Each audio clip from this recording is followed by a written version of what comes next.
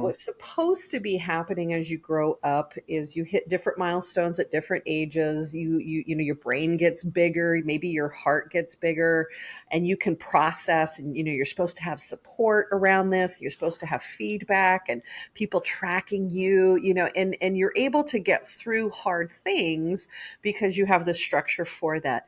When the hard thing never goes away, hello CPTSD, and Mhm. hello these coping mechanisms, and you freeze at that age. So the first age that I would say I probably ended up kind of freezing at was somewhere around like 7 or 8.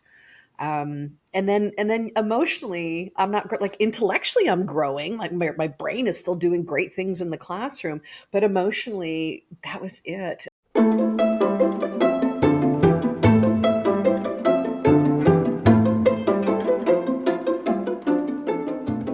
Coping skills, coping mechanisms. What the heck? Oh my goodness. Jenny has fallen deep into the coping skills vibes after her trip to the crisis stabilization unit, and you know she and Trai just have to dish it out. We talk about the origin and function of coping, the 6 types of coping, functional versus maladaptive, and skills versus mechanisms. Then, of course, we have to make it personal and delve into ourselves and, you guessed it, our trauma. Come blow bubbles with us on this hopefully hopeful episode of Light in the Fog. Hello, my dear. Hello, meow meow. Hello, my collection of coping mechanisms. Yay! Today we are talking about coping mechanisms. And I Yay. just want to toot my own horn for a second and say I've started a mental health grimoire. It says Ooh. my garden on it, from a quote from one of my friends that says, "Water the garden and the bees will come." Oh, I like that. Yeah, it's really, really nice. I prefer Um, that to that quote of, which wolf do you feed? Which kind of has like the shadow rah rah yeah, built into it. And it freaks me out every time I hear it. yeah, that one's a lot more like imposing, I feel like, than just water your flowers and the bees will Yay! come. Um, Yay! The bees and will so save us all. Yeah. And the idea behind it being that when things are getting bad for me, I have a hard time knowing which way is up. And so it's nice for me to have a book to just refer back to, of like, oh, things are bad. Let's look into my book. And one of the most important pages in there that I flip to regularly is my coping skills page. Um, Yay! and so today we are going to talk about coping skills and Huzzah! the Go ahead, Trey. I thought you were about to say Oh, something. I was huzzahing that, and then I was also thinking coping skills are different than coping mechanisms, which we'll also have to talk about. Oh, I haven't ever thought about that distinction before. Yeah, and I think, one of the things that Trey and I both know that is important to mention about coping in general is that there's positive and negative forms of it. Um, and that's really the key as well behind understanding coping skills in my book. Um, So I don't know. I feel like a good place to start is to just mention what I understand the 6 kinds of coping skills to be. Um, and I will say I think it's okay to mention them off the bat because they're not all inherently positive. Okay. I will just say there are 6 types, and the 6 types are distraction, grounding, emotional release, thought challenge, access higher self, and self love. Um, Aw, that's lovely. yeah, That's a lovely list. and And the when I idea think about my coping mechanisms, all 2,000 of them, almost none of them do fit those those 6. things.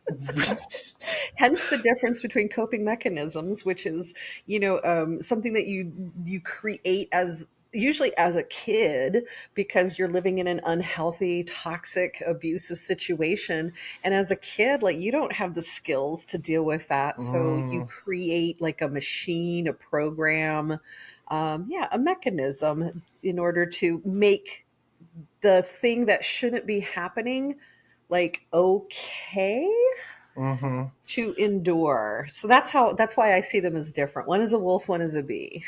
Yeah, I really like that distinction, and I think it definitely rests in the the phrasing of it, because a skill is something that you develop, that you are intentionally honing. You're sharpening your skill claws, versus a mechanism, which is something that might already be in place. And I do think, especially the distraction piece, I think a lot of coping mechanisms can fall under that. Or like thought challenge being like you're keeping your brain running and you're keeping your brain moving so that it's not thinking about the other things. Mm. So that's a good point.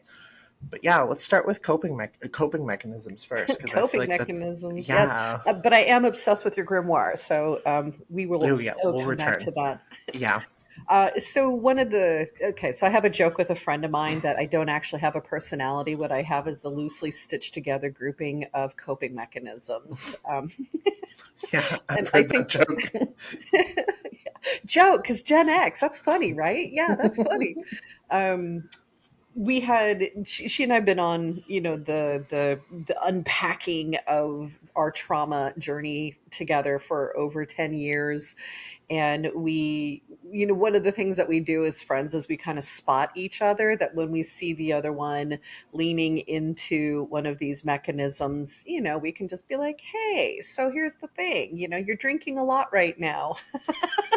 Hmm. You seem really, really angry these days, and I haven't seen you angry in a while. So, like, what is that anger doing for you? And I don't mean like, like, oh, that color purple, what's that doing for you? I mean, like, literally, like the anger came up for a reason, because like the little kid in you needed that coping mechanism in order to deal with whatever was happening in our life. The bummer. So this sounds all great, except for most of the coping mechanisms you come up with when you're a little kid tend to be pretty bad. Um, Especially if like the example you have as parents, like if your parental example isn't necessarily the most shining, because that's 9 times out of 10 where you're learning some of these coping mechanisms from, is the adults that are in your life. So yeah. Yeah. My dad was oh my goodness. He was an overworker. And it all went back to his PTSD. So there were times where he would have like three jobs and just like sleep in his car for an hour in between jobs. And then he would brag about it and be like, me and Albert Einstein, we only need 3 hours of sleep a night. And I'm like, you only sleep 3 hours a night because you have night terrors from being in the jungle, man. Like this is not something to brag about, but we often do, because we're like, look at how tough we are. Like, I'm so strong, I'm so hard. At least that's what the Gen X thing was, is to be tougher than the world around us, even if it meant putting ourselves into really, I don't know, like sad and bad emotional positions where we weren't actually processing anything. We were just enduring. And gosh, I'm so tired of just enduring. How about you? Yeah, and I feel like, a really big key thing there is Albert Einstein was not a happy freaking person. Like, find me one photo of that man smiling, please. Oh, hey now. I heard Al was a delightful dinner party guest. Oh, I I'm like sure to he think was. that he didn't sleep because his brain was so active, but then it's Oh like, yeah. was Albert Einstein, did he have ADHD? Like, what was it that kept his brain moving so much that he literally, and we think like, oh, he's a prodigy, he's once in a generation. But I'm like, well, but no, he just happened to figure out how to focus his particular neuro diversity issue in a what ended up being. It could have very easily have not been productive. He could Hmm. have not discovered the physics stuff that he did. He got lucky. I mean, something. His brain was Something. definitely different. And I feel like when we're looking at, coping mechanisms that are negative, or I've also heard maladaptive coping skills, which I feel, Maladaptive. Such a sexy word. yeah, such a fancy big word to say that you are coping with things poorly. um, I feel like a lot of it, when you were talking, something that came up is a lot of it comes back to priorities, where it's like, especially for Gen Xers, we've talked about this idea of peace of mind before. I don't know if we've talked about it on this, we have talked about it on this podcast. And I feel like that's not really been a priority for a lot up until now. And so your coping skills haven't been to keep yourself at a peace of mind. They've been to keep yourself busy and active, Mm. and keep yourself in the cog. and in the system. And I feel like that's a really important switch that has to be made because, yeah, like all of my maladaptive coping skills, all of my poor coping mechanisms that I developed growing up were just to keep myself there and alive and active and not Yeah. necessarily make myself happy at all. Oh, Um, that's such a huge, huge point. Holy mhm. Toledo. Happiness is just not even a consideration when you're growing up in that kind of a situation. It's just survive, survive, survive. Well, and it's an idea that hasn't really been passed down generation to generation that much until maybe recently. And I don't know, maybe, Sally Sue's listening to this and her family's been really great about instilling happiness into her bloodline, and I'm really happy to hear that. But like No, in we hate general, Sally Sue. she How doesn't need to dare you? listen. Um but yeah, I don't know. I think it's really interesting, and I don't know if we want to just bridge into some of our maladaptive coping skills, if that's going Oh, to even yes. Oh be my God, helpful. yes. Like, let's be Okay, cool. vulnerable, shall we? I do want to say one thing before we dive into it. So, the psychology behind a lot of this is okay, you're in a toxic environment that doesn't make sense to you because, you don't feel good. Literally, as a little kid, you just don't feel safe. You Hmm. don't feel loved. You don't feel whatever those positive things that Sally Sue is doing for her kids. You don't have that. But you don't know that you don't have that. So you're just trying to make sense of a strange world. So, maybe you have a parent who, says that they love you, but then they do horrible things to you. And your little kid brain has to make sense of that somehow. And that's really the birthplace of the coping mechanisms. But the bummer is that and this isn't me, this is my research speaking, that the age at which you start using your coping mechanisms, you kind of freeze because Mm, what's supposed to be happening as you grow up is you hit different milestones at different ages. Your brain gets bigger, maybe your heart gets bigger, and you can process. And you're supposed to have support around this. You're supposed to have feedback and people tracking you. And you're able to get through hard things because you have the structure for that. When the hard thing never goes away, hello CPTSD, and mhm. hello these coping mechanisms, and you freeze at that age. So the first age that I would say I probably ended up kind of freezing at was somewhere around like 7 or 8.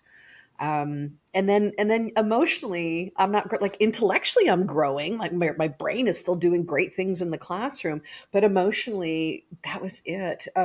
Could you track back in your own Wow. experience? Yeah, I've definitely like spent a lot of time thinking about like at what age did I stop being happy, Cuz like I was definitely happy as a young kid, and then there was like the stopping point. And I think it was about the same, 6 or 7, maybe 7 or 8. Cuz I know late elementary school, early middle school is when it started to get really rough for me. And I don't remember what freaking age I was, but yeah, and I agree. It's like, your brain is growing and developing, and you're starting to process more about the world and process more about your surroundings and your situation, and maybe you're starting to piece things together better. But because the pieces that you have are kind of crappy and like not very good, the puzzle that you're putting together isn't a very happy one. And Yeah. so then you're just like, oh, I have to start coping with this. And yeah, you just Yes. Yes. start doing things. Yeah. And then the good news is that, like maybe something will change in your world. Maybe you'll move to a different school and you get treated better, or your parents get divorced and there's less tension at the house. I'm definitely one of those people that says like divorce is usually like nobody divorces casually, man. And Mm-mm. it's usually ultimately better. It's traumatic, but ultimately it ends up being better. Uh, at least that toxic situation is gone. Now, if the parent goes and marries the same thing again, you got you got yourself the same problem. But One of them is going to do it. and like twice more, but then that third marriage usually is the one where they're like, got it, now I Yeah. understand what I'm supposed to be doing. But there's these opportunities to grow emotionally. Maybe you get a mentor. maybe you get a mentor, maybe you get a best friend, who is amazing Hmm. and great and gives you a safe place to be. So there are opportunities where you don't stay at 6, 7, 8, or whatever your freeze age is, but you're now catching up. So you're now trying to get to, if it was 12 years old, it's a race to emotionally hit that point. But then the other fun thing that often happens with people with trauma is we end up in an addiction coping mechanism. Yeah. That is like one of our main go-to solutions, right? And then guess what? The day that your addiction kicks off, you freeze emotionally at that age again. Hmm. So if you're able to get sober, you don't come in sober at 25 or 35 or 45 or whatever that age is. You emotionally come in sober at the age that you started your addiction off. Oh Wow. man. I feel like that also probably has a different scale depending on what the addiction is. If it's a food addiction versus like alcohol versus like hard drugs versus like cigarettes. But then that also plays into when are you going to stop that addiction. But I feel like the emotional freezing is still a big point on all of those.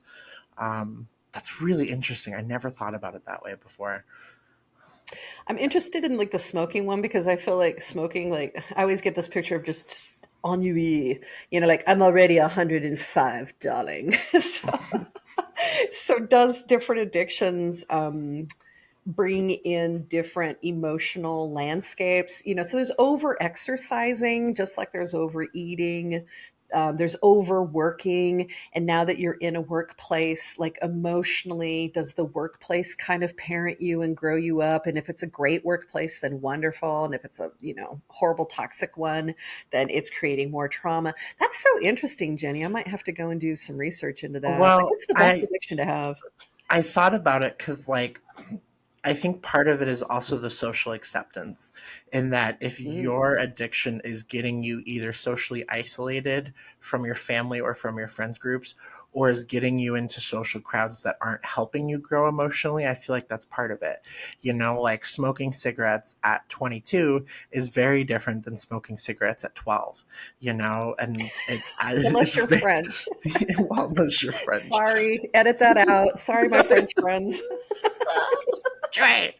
Um, but like like some of these coping skills are quote unquote socially acceptable or socially passable, where it's like, oh, the kid who overeats, they just are growing, they eat a lot. It's not necessarily going to isolate you from anything, and you're definitely not going to find out the effects of it until much much later. Yeah. um, versus like getting addicted to hard drugs. Suddenly, that's going to isolate you from your family. That's going to isolate you from your more positive friends that are in your life.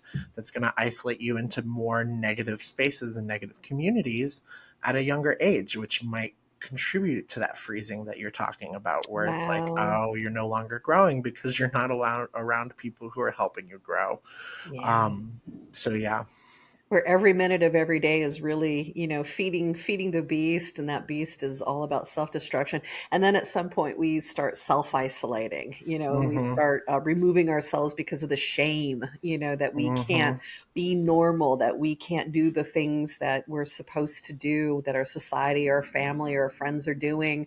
So we remove ourselves entirely. So even if we did have good influences and good supports, the addiction can really drive everything. Man, this is a downer. Like, oh, geez, I didn't know that It's this okay. episode We'll was bring going to it get. back at the end. It'll end on a We'll positive go note, back. I We promise. promise. We promise. Yeah. So let's talk about some of our maladaptive. So I just started writing down some of mine, and I only got to 23 when I just like was done. Only. Just didn't want to carry on anymore. So I'm not going to go through all of them. I'll just hit some of the highlights. So when I was a kid, uh, I spent most of my time in my room, and because I Mm, was hiding because like my house was not safe. There was just anyway, doesn't matter. It does matter, but it doesn't matter. She's my yeah, sister. I She's hear my daughter. you. She's my sister. She's my daughter. Anyway, I wrote. I wrote Mm, stories, and I started writing stories almost immediately upon discovering that putting these words together created sentences. By the time I was 13 or 14 years old, I had written 7 books. Now, you'd be like, oh, prodigy, Albert Einstein, aren't you awesome? But y'all, I wasn't doing anything else. I was hiding in my room compulsively remaking the world. Talk about a wow. coping mechanism. And Yeah. most of my stories were about found families. They were about not living on this planet. Thank you very much. They were all very either sci-fi, or as I got older, they were more like teenagers who banded together because they had nobody else kind of stuff. So everything that I was experiencing was coming out on the page, and you could say, "Well, you were processing," but you know what? I really wasn't. Mm-hmm. I cannot say that. And whenever anybody tells me, because I've been at this therapy game for a long time, they're like, "You should keep a journal," and I'm like, "I'm going to punch you in the face," because journaling for a lot of people just re-triggers and re-triggers and Yep. re-triggers. So you have to be careful who you recommend this to. Mm-hmm. I do not believe that writing as a kid was a positive coping skill. I agree. And I feel like it allows you, even if you're writing about what's going on, it allows you to exist in this headspace further. Oh, yeah. So yeah. Disassociation, Mm-hmm. coping mechanism number two, simply not being present and accounted for. And this was something I didn't know I was doing until my 30s. Because there wasn't language around it, and I just thought it was normal to always be daydreaming and to just not be present and accounted for in your body. And you did a lot of that too, you said. Oh my gosh, all my entire childhood was disassociation. So yeah, absolutely, just daydreaming galore. And I mean, it tied into ADHD a lot, um, but it also tied into just what was going on for me emotionally and mentally. And just that combination was just nightmarish for me. I'm So yeah, sorry. nah, Nah. You sound like a Gen Xer. Stop hanging out with Gen Xers. I'm Nah. done doing this podcast, Yeah. Trey. Mic drop. I'm out. So on the quote unquote positive side, one of the coping mechanisms I discovered was performance, overperforming. So, getting really good grades at school because that got me a certain kind of attention at home. Being part of the theater troupe, which was inevitable, please. No matter what, I was always going to be a theater kid. But I was really using it to get positive attention.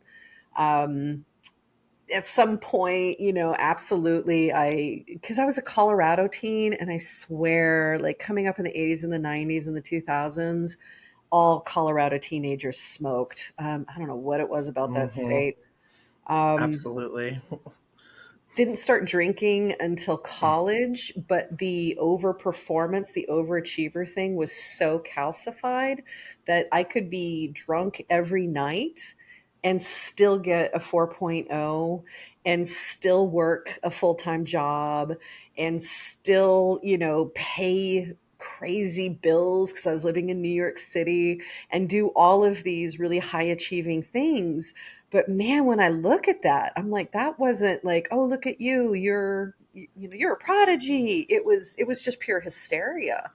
Hmm. Don't ever stop moving, man. Don't ever stop moving because you might have to think or feel, God Yeah. forbid. Yeah. Horrible. And you're an overachiever. Well, and I was gonna say, like, because at the beginning I went over the 6 types of coping skills, and you're like, none of those are mine, and I want to say, like, distraction being one of them. I think that is the Oh, most distraction. maladaptive, the most prone to being a maladaptive coping skill of the 6. Because I do think there are times where you absolutely need to separate from what's going on for a little bit, but too much of any of the 6 type of coping skills is bad for you. Like if you self-love too much, you're a narcissist now. So it's like, I feel like distraction is the most prone in our society and the most accepted and the most, you know, malleable as well, but the most prevalent, where it's just like everybody's distracting all the time Yeah. usually. I mean, Same. phones and Mhm. But Yeah. before that, I was raised by a TV set, and I'm Hmm. not apologizing for it. It was the thing that kept me safe. Watching Wonder Woman kept me safe and sane.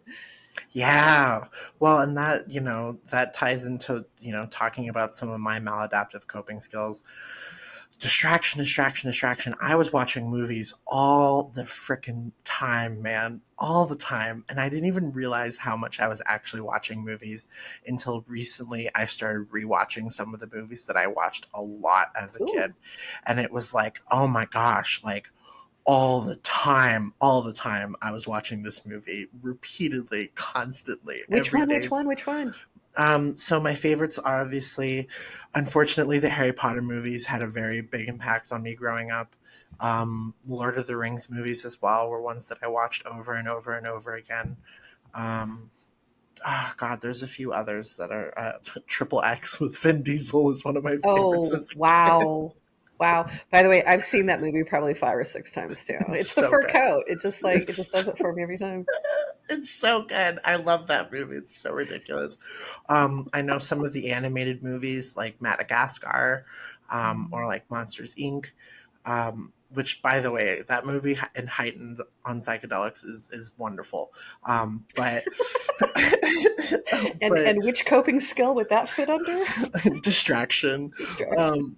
But yeah, I was watching movies constantly. And so I would say that was maladaptive for me. It did help form a lot of my brain. Obviously, it formed my love for film, because I was writing at a young age. Like movies and writing just kind of started coming naturally. But man, I could not use writing to distract at all. The only kind of writing that I was doing was like poetry that was really, really sad and really depressing. And it just like soaked in the emotions that I was going through. And it was gorgeous stuff, but like, oh my gosh, not helpful at all. Also, kind Really? of So you don't feel helpful. like you were processing? You don't feel like you were emptying the You container? know, yes and no. I feel like there's something that I've come across recently that's talked about how people who verbally process their emotions, it's very, very helpful. But there is a point where you are over verbally processing. And when you are Oh, verbally processing, you're just soaking in it. You're just allowing yourself to stay in it. You're not distracting enough, and you're not pulling yourself out of that at all. And I definitely feel like that's what poetry was for me, was a form of rolling around in the grief, a form of like washing myself over with the grief. I would listen right. to a really sad song and I would write really sad poetry.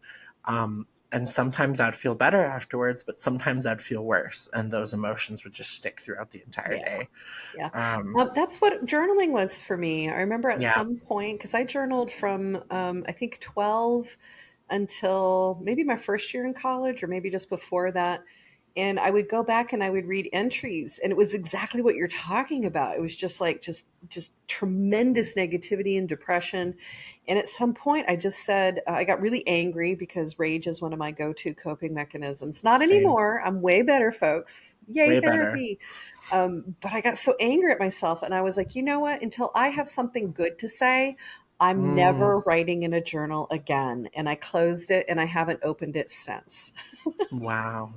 Yeah, I really like that thought because, man, it's hard sometimes. Also, the fact that you wrote books is absolutely insane. But I Yeah. guess we're not necessarily talking about that today. Oh, we'll talk Um, storytelling at some point for sure, for sure. and then you mentioned the fact that I'm an overachiever. I didn't start becoming a good worker until my adult years, and so I was actually not performing well in school. And so it was the opposite, where Mm. I was just completely retreating into myself all the time and into lazy mode.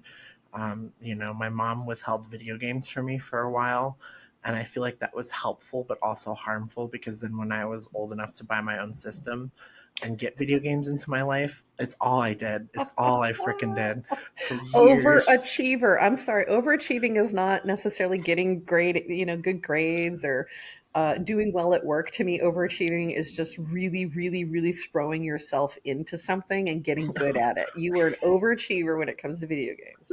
Yeah, I Respect. guess that's a way to put it. Yeah, absolutely. My mom would completely disagree with that definition of overachieving, but I agree. I was very good at video games, and I got into them.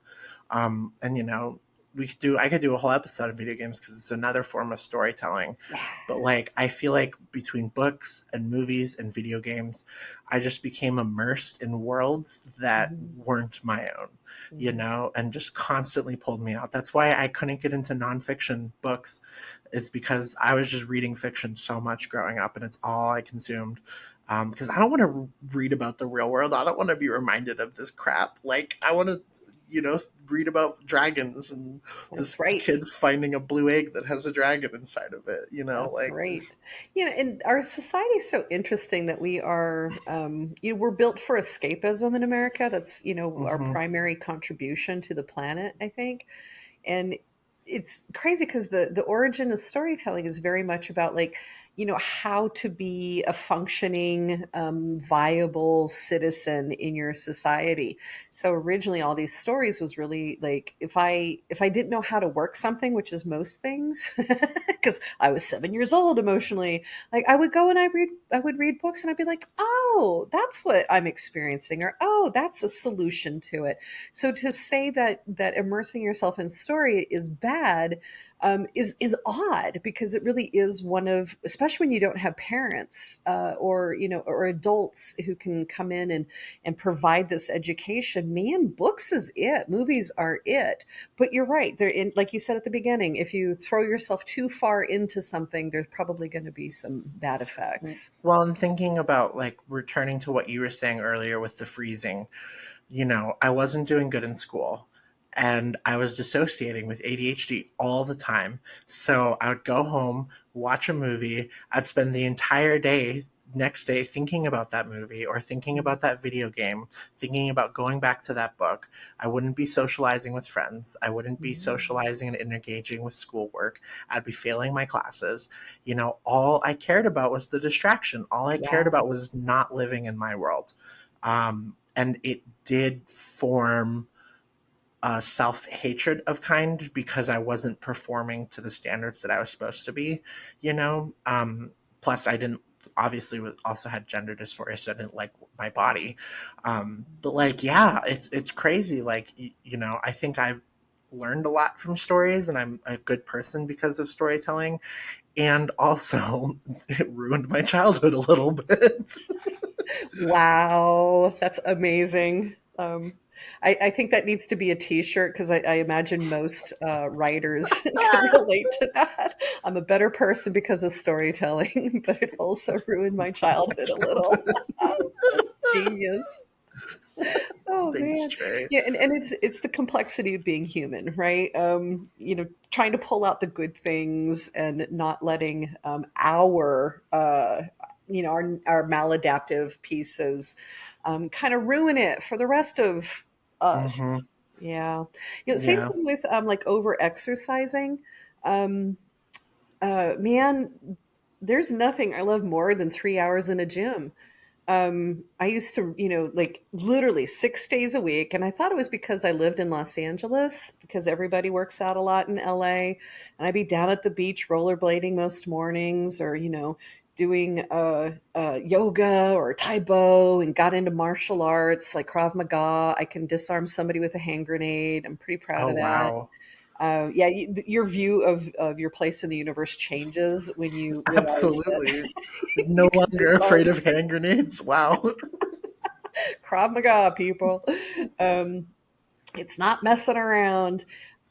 But, and I wasn't doing it to be thin. I never had the body type where I was going to be thin. It was a Mm-hmm. place to put all of this. I don't know. I just felt like I had a lot of energy, and I enjoyed it, and I enjoy manual labor, for goodness sakes. Love manual labor. Not so much anymore. I'm kind of aging out of all of that, and I never realized that any of that was kind of problematic until I started hanging out with a friend of mine who was a recovering bulimic, who also was an overexerciser. And it turns out that overexercising, is is a form of self-abuse. Yep. I never had that thought. Like I would go to a friend's house for the weekend and I wouldn't get to work out all, the whole weekend. And like I would feel horrible about it. I had tremendous anxiety and I would try to figure out how to get a workout in. Why? Also, we were drinking like fishes. It's not like, I Hmm. was on a health kick. It was that I was addicted to exercise and it was part of whatever identity I was forming for myself. But it wasn't healthy. But it was, but it wasn't, but it was. Well, and it's one of those addictions that's socially acceptable, almost Especially socially nowadays. encouraged, where it's like, oh my gosh, you're going to the gym regularly. Like, good for you. Way to stay on top of your fitness. Like, it's an addiction that people congratulate you for having almost, which is absolutely wild to think about. And yeah, but it is a form of self harm. There was a post that I saw on social media recently that was like, self harm, you think self harm looks like this, but it can also look like, and it had a list of like 50 things that are considered self harm. Man, that list was devastating to me. Yeah, I was Like, gonna say, oh and my going God. through that list and checking it off is self-harm. So stop. Yeah, absolutely. You're just like, oh my God, I have no idea that I've been self harming my entire life. Do you And remember any of the over 50s? exercising was one of them. Oh, Overeating was one of them. sure, sure. Um, I don't know. I'll see if I can find the list again, and I'll send it to you if you really want. Yeah, put it Um, in the show notes.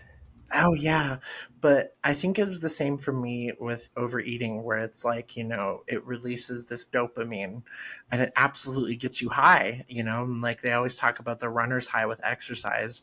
I, I absolutely think there is the marathon eater's high as well, where you just have eaten so much that you put yourself into like a food coma. And then Mhm. you don't have to deal anymore and you're just kind of stuck there the rest of the night and you're just going to slowly drift off to sleep soon and then you're done, Yeah, so. because literally the biology is all the blood and all the body chemistry is now focusing on digestion. So Mhm. you've figured out a way to turn off your brain. Yeah, literally, that's what it was. And, looking at ADHD, I needed that extra dopamine because I wasn't getting it. So it makes sense, but also it was just pure distraction. It was like a good thing that I had of, oh, this tastes good. This is a good feeling. Um, and it started being that I was just eating all the time. All the Oh. time, I was like Brad Pitt in every one of his movies. Like I'm just constantly eating. There was always something in my mouth, in my hands. Oh man. All right, it's going to be in your contract when you're a filmmaker, like keep my favorite snack handy at all times. Absolutely. And Moneyball is one of those movies that I watched over and over again as a teenager, and I rewatched that, and I was like, wow, I've seen this movie thousands of times. Um, but yeah, like truly, just eating between classes, eating while I was in classes. Lunch was my favorite period of the day, and then just eating when I would get home. And it worsened my relationship between my mom and myself because she was the one buying all these groceries and this food that I was just plummeting through really quickly. So, And then the weird thing can happen where then the person who is supplying um, hmm the thing that we abuse ourselves with then ridicules us or shames us for, using the thing. indulging. Like, why can't you control yourself? And yeah, Yeah, absolutely. yep, yep, yep. That's such an Oh, good interesting thing to. times. This is taking me back. Yay. Let me tell you. Well, and you bring up an interesting point because I know we're probably going to switch soon, but Yeah, you yeah, bring yeah, up yeah. an interesting point of like the people who have encouraged these coping skills, or who have fed these addictions, but have also discouraged them and been like mad at us when we do the addictions. Um, I truly think that, like, regardless of what your addiction was, it doesn't necessarily mean that you were better adjusted for it, and some addictions fly under the radar for a long Mhm. time.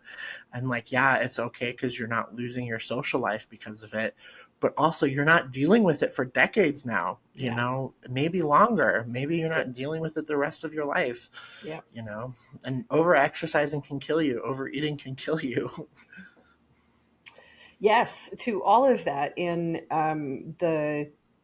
I mean, my big what I guess it's kind of a mission statement, but as a teacher, all of the classes I ever built to go teach always were coming from the same place, which is I want you to know the things that I took decades to learn and acquire. Like, why not go ahead and get it up front and deliver it to the next generation so that even if only 10% lands or 40% of it lands, it's still going to get you further down the road as a starting point Hmm. than having years and years and years of ramping. And it's the same thing with, with the healing stuff. Is I'm always saying this to my students. It's like, oh, please get into therapy in your 20s, because if you can figure your stuff out now, you get the rest of your life to be who you actually are, as opposed to being a dancing monkey in service to these coping mechanisms that your third grade self thought was a good idea. Yeah. Yeah, maybe I that's the feel whole reason we're doing this or the whole reason I'm doing this podcast is I wish these are things that I had heard when I was your age, or same. had a chance to talk about. We'll put it that way. Well, and these are conversations I wish that I was having as a kid with somebody, Mhm. and I think you bring up a really good point about therapy. I feel like when therapy hasn't worked for people, it's been a combination of wrong environment or wrong therapist, Right. and I feel like if you can work through, and obviously that's a bit generalizing, and some things don't work for people at all, but I have a hard time believing that if you weren't to find the right person who was a good therapist and was to help you through the right things, that therapy wouldn't work for you. Like, I'm not saying you, but whoever's listening, Right. Right. and like, the younger you can start talk therapy, the better. Like, it truly helps you, but it's also really gatekept by finances, unfortunately. Yeah. And so it's not like one of those things you can do too much of, because it's like, how do you afford that? Right. you know um Yes. but yeah, I feel like that segues nicely into more positive coping skills. Yeah. And I Because think, guess what? Therapy is available on YouTube, ladies and gentlemen. It may not be personalized, but when you start listening to some of these things and investigating, what's resonating with you, you get to take on some of these, skills. Let's just call them mhm, skills. So the bees versus the wolves. That you can now start reprogramming your own darn brain. So even if you don't have the money, you don't have the insurance, you don't have the access, you can't find the right person, because it does take a while to find the right person. And you have to have that, temerity to be willing to go through 3 or 4 different therapists to find them. And then find out that talk therapy isn't right for your kind of trauma. Whoops. Now you mhm, got to do something else. But there's so many things out there. I mean, I feel like I spent years physically and I don't know what that word would be, mentally rewiring my brain before I was even ready for talk therapy. Y'all, yeah. I couldn't get words out of my mouth about my situation. I had to do 5 or 6 years of this other stuff first Mm, before I could even think about therapy. How about them apples? That sucks. yeah. Well, and it makes sense, and I know people like that who, you can't process it verbally. um yeah, but there are resources regardless for people, There and are. it's just about accepting that you want to do better. um and Or just accepting that you don't want to feel like this anymore. That's a great yeah, starting place. that's an excellent starting place. And I feel like, when you're looking at that shift between mechanism and skill, there has to be that intention behind it, number one, of you're purposefully doing this thing. And two, when I was learning about, because the coping skill knowledge that I have, I got from my time at Santa Fe House, which is a crisis stabilization unit. Um, the big thing that I learned is in is not overdoing it. That all of these coping skills are negative if you do them too much, and that every single coping skill that you can think of in the world, if you do too much of it, it's bad. It's now a bad coping skill. And so the idea being that you have a litany, a roster of coping skills that you can bounce between, because like exercising for you. Just because it was maladaptive doesn't mean you're never going to exercise again. Or maybe you don't. I don't know. But like maybe it's too much of an addiction. But like, you know, I feel like getting into that middle ground of like, oh, I only watch a movie once or twice a week now. It's still a very healthy coping skill for me to have as long as I'm not doing it for 12 hours. Um, if I am, it's only once a month. So, like, And it's a treat, and then it's a yeah, reward, you know? exactly. Or like food. I obviously can't stop eating. I need to eat. And so instead of shifting, oh, well, I need to eat to feel better, let's cook myself something to feel better, and now I'm cooking food and I have intention behind it. There's also a set amount of that food that I'm allowed to eat, and after it's gone. Um, and so I think what makes the shift between mechanism to skill is just allowing it to exist as it's healthy. And then when it stops being healthy, you stop doing it, and you move on to something else.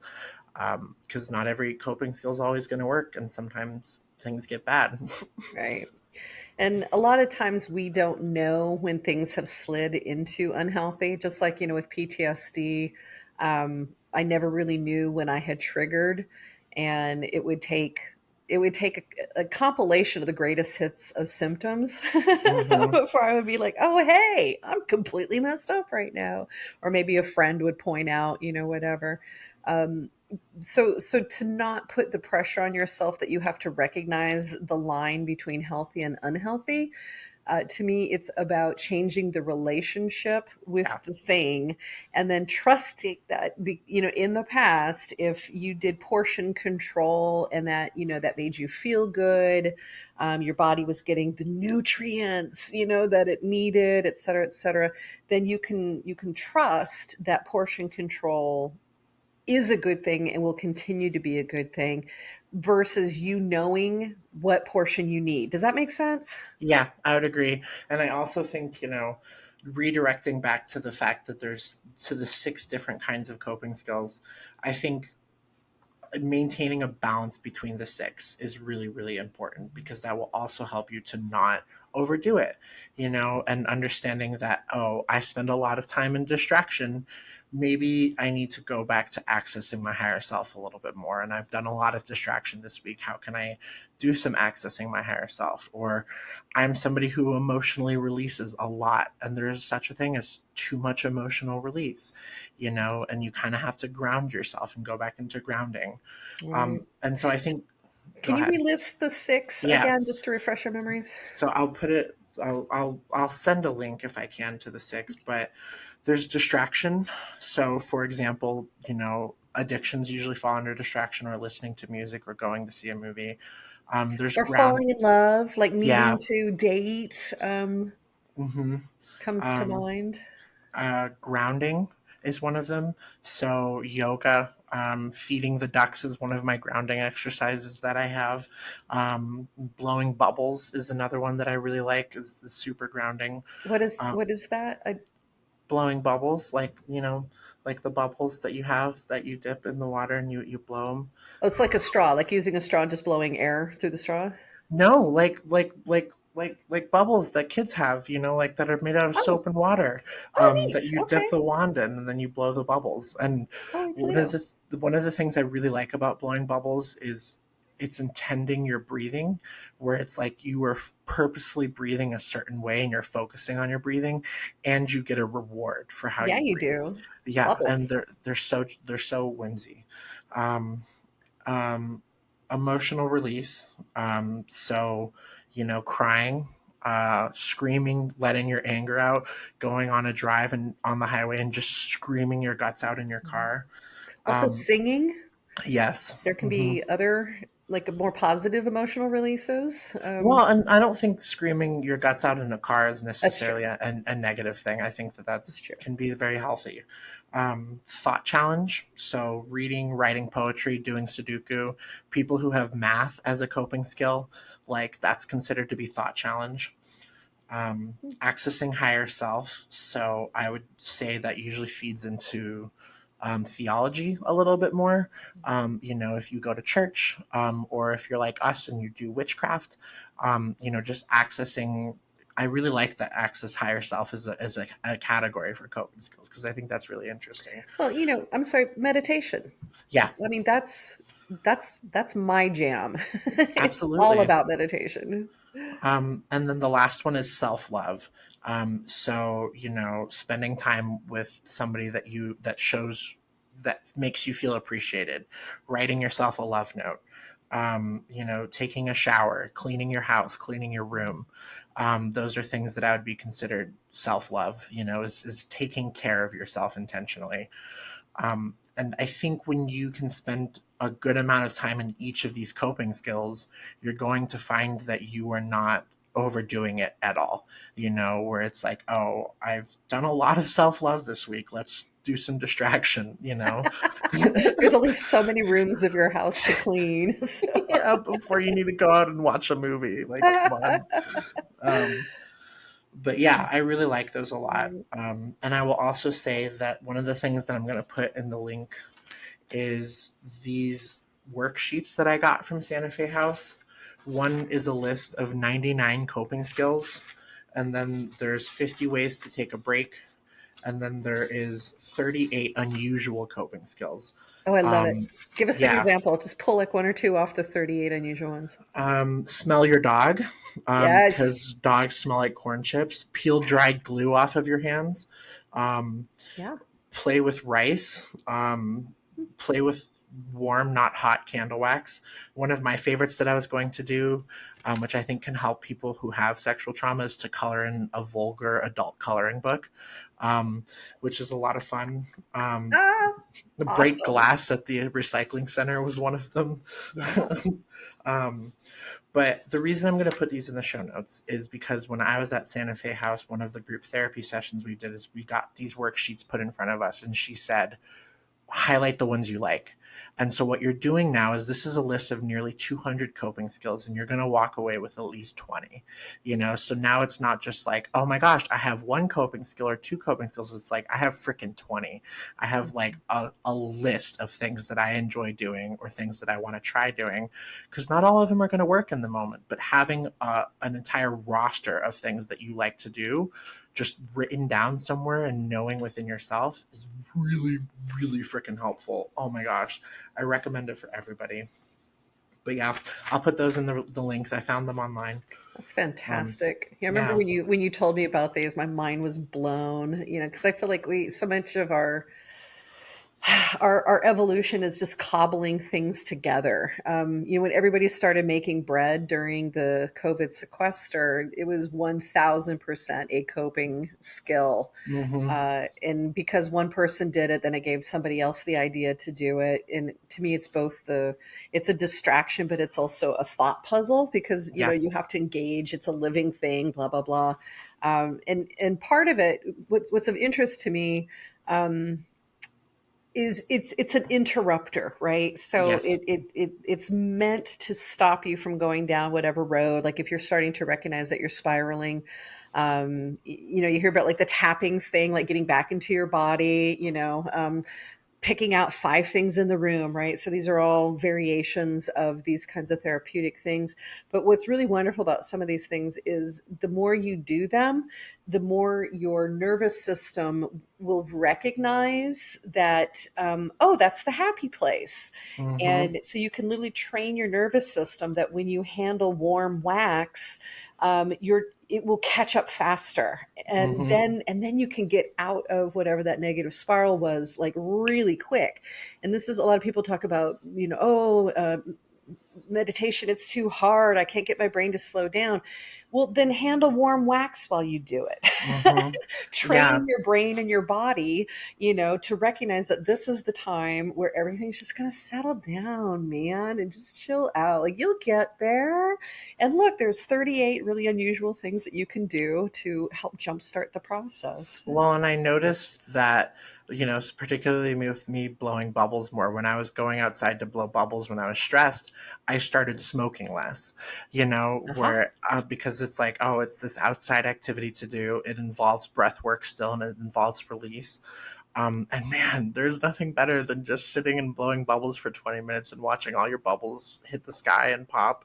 And you're just like, wow, I feel so much better than I did. So yeah, That's a genius one. I I really like love that that one a one. lot. Yay. Blowing bubbles. Maybe that's the title of this episode. Ah, that's such a pretty title for such a sad episode. Right on. Well, this wasn't nearly as depressing or, Mm-mm. I don't know, disturbing as I thought it might be. So, as always, lovely, lovely, lovely to get to share these things with you. Thanks for Yeah, being willing. thank you so much. I'm glad we did a coping skills episode. For my audience, for our audience, I do, I encourage you to just find those links through the descriptions, and print them out and do your own coping skills list. I think everybody should do it. It's very, very helpful, no matter who you are. But as always, thank you so much for listening. Cheers. Cheers. Meow Meow, meow. meow.